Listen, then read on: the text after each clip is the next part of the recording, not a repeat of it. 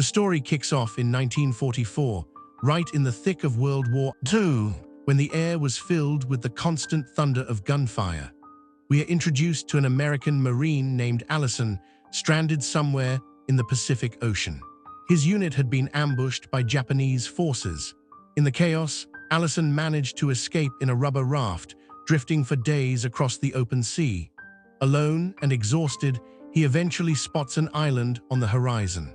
Driven by hope, he paddles toward it. Upon landing, he drags the raft onto shore and begins searching for help. All he finds at first are thick trees, dense foliage, and rocky terrain. But then, in a clearing, he sees a church. Curious and desperate, Allison approaches. Just then, a Catholic nun named Angela emerges from the building. Angela is startled by Allison's sudden appearance. He quickly reassures her, "Don't worry, I'm American. You're safe with me." He asks her if anyone else lives on the island. Angela replies, "I'm here by myself." Allison is surprised and skeptical. Angela takes him to her shelter and gives him something to eat.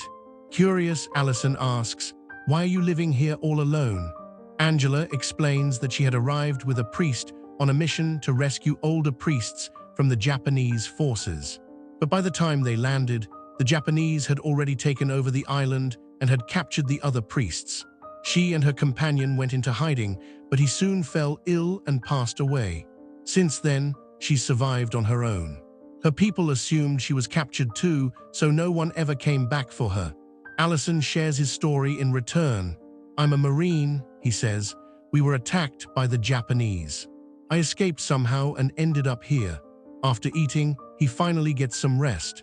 Later, he wakes up to find Angela lighting candles and praying silently. The two later venture outside to search for food. Allison climbs a tree to fetch coconuts and fruits for them, but he needs something more filling, something with protein. That's when he spots a turtle in the ocean. He quickly grabs rope and some wood and jumps into the raft. Angela joins him and they paddle out. Catching the turtle proves difficult. Allison even falls into the water, but with Angela's help, he finally wrangles it and returns to shore. Allison cooks the turtle and shares it with Angela. He tells her, "We've got everything we need right here. Even if no one finds us, we can survive." Angela asks about his family. Allison replies, "I grew up in an orphanage, spent 14 years there. After school, I joined the military. I wanted to serve my country." Angela reveals that she's also an orphan and that her faith led her to become a nun. Her goal is to help others find the right path. Despite their differences, Angela is devout and calm, while Allison is skeptical and headstrong. They find a strange companionship. The next day, they spot a Japanese fighter jet overhead.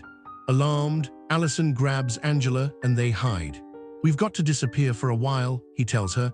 "There's a cave I saw, it might be safer." Angela agrees and they relocate to the cave. They stay hidden the entire day. The following morning, the sound of bombs shakes the earth. Allison peers outside. Japanese planes are bombing the island. Angela, terrified, begins to pray. Allison tries to soothe her fears. Once the planes retreat, they emerge to find total devastation. The church and their shelter are reduced to rubble. Soon after, a unit of Japanese soldiers arrives to establish a weather observation post. They destroy Allison's raft too, cutting off any chance of escape. With no choice, Allison and Angela return to hiding in the cave. Allison stays alert, watching the soldiers closely. When he spots them approaching, he tells Angela to get to safety while he prepares to defend them with a knife.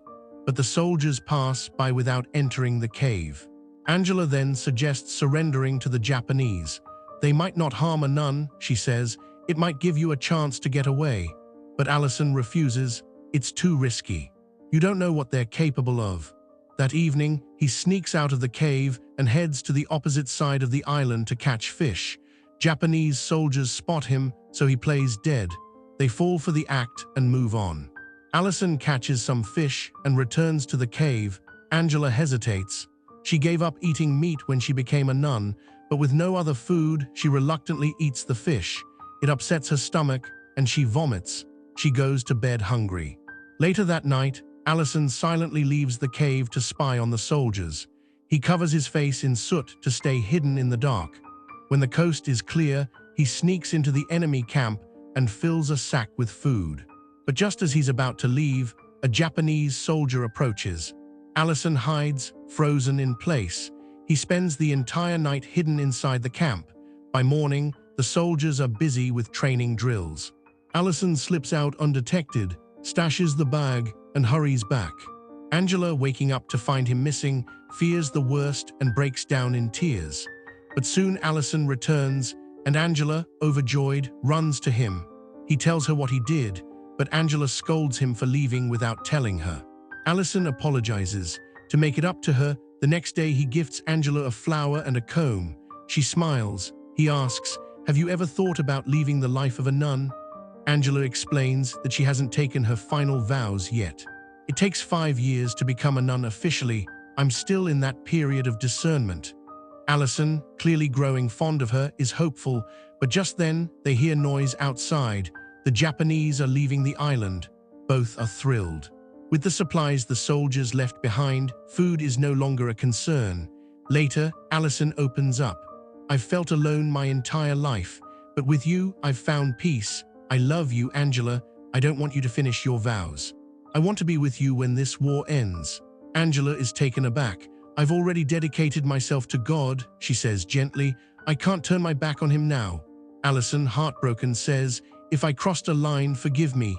That night, they have dinner together. Allison finds a bottle of Japanese liquor and drinks too much. Drunk, he mocks Angela's vows and says they're like Adam and Eve stuck on an island. Angela, deeply hurt, flees into the forest and collapses in the rain. Allison searches for her frantically.